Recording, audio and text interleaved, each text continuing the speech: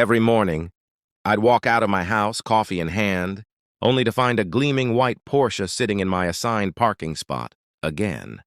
The HOA said it was just a misunderstanding, but this wasn't a mistake. It was entitlement on full display.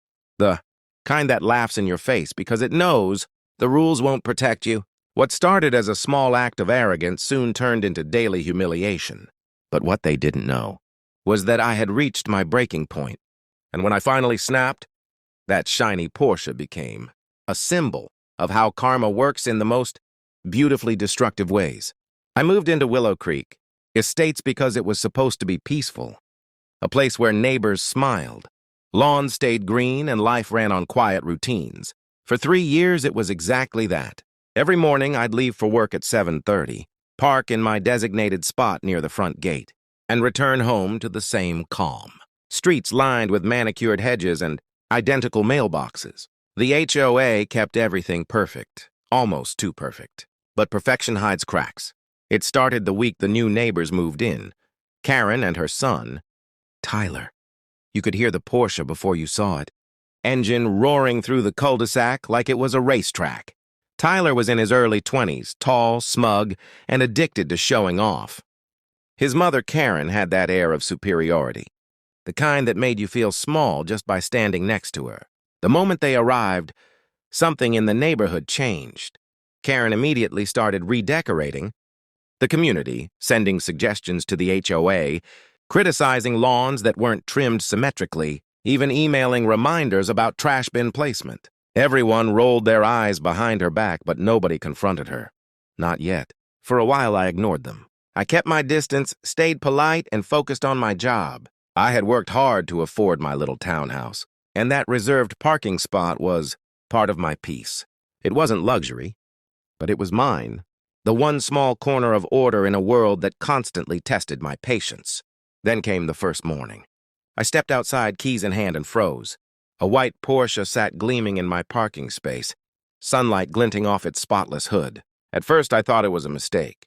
Maybe a visitor who didn't notice the number painted clearly on the pavement. So I left a polite note under the wiper. Reserved spot. Please don't park here again. The next morning, it happened again.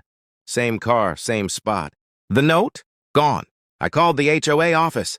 They told me in that syrupy tone of fake concern that perhaps it was a misunderstanding and they'd look into it, but nothing happened.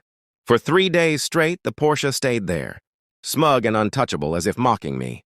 I began parking on the street half a block away, under a flickering streetlight where stray cats prowled at night. Every time I walked past that Porsche, I felt the anger build, slow, steady, controlled.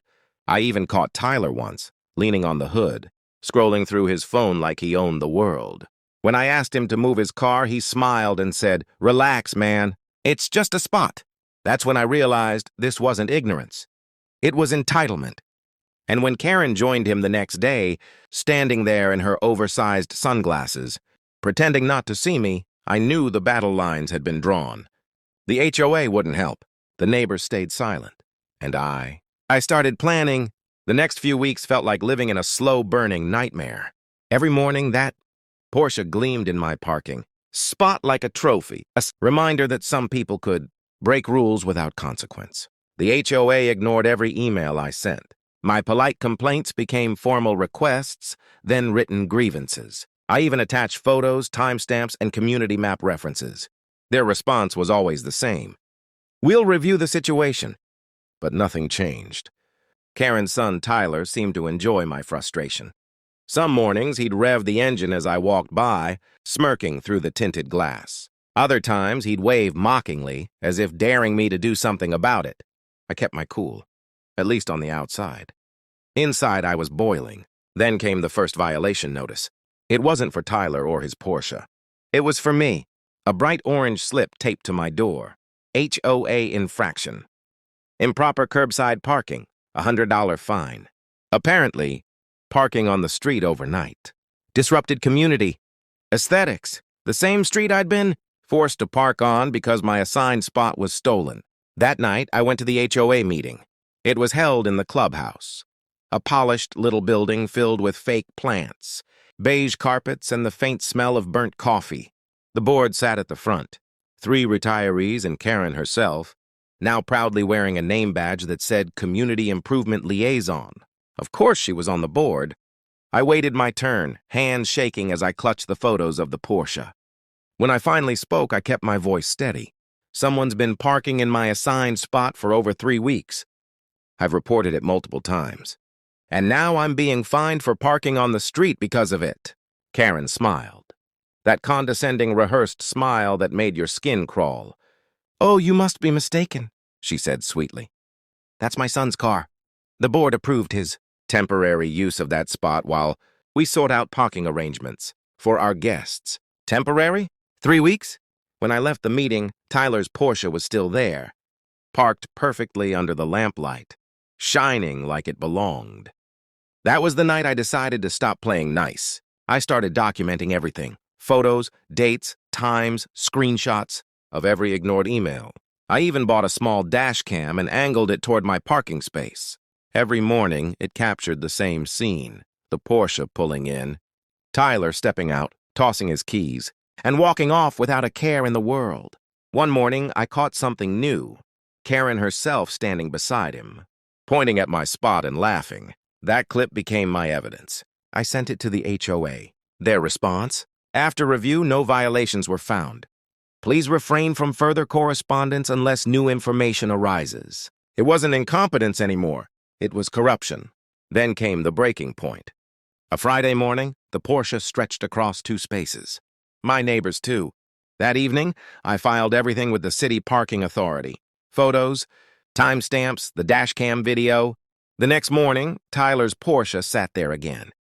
By noon, the city towed it, ripped bumper, oil streaks, and all. Karen screamed. Tyler stood frozen. Neighbors recorded, and taped to the hood was every violation I'd ever filed. Early morning in the same suburban driveway. The white Porsche is gone, only faint tire marks remain.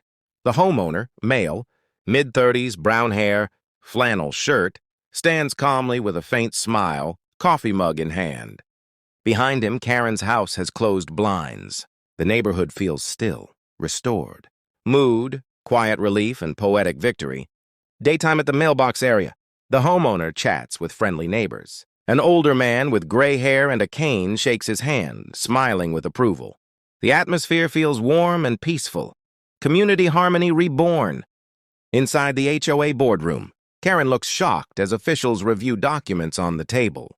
The homeowner sits across from her, calm and composed. Other board members exchange uneasy looks. Papers and files spread out under bright light. Outdoor community meeting under clear daylight. The homeowner speaks confidently at a small podium labeled, "Willow Creek HOA, new leadership." Neighbors stand around, smiling and applauding. The mood is hopeful and renewed. Golden hour shot of the homeowner's driveway. His car is neatly parked in the now respected spot.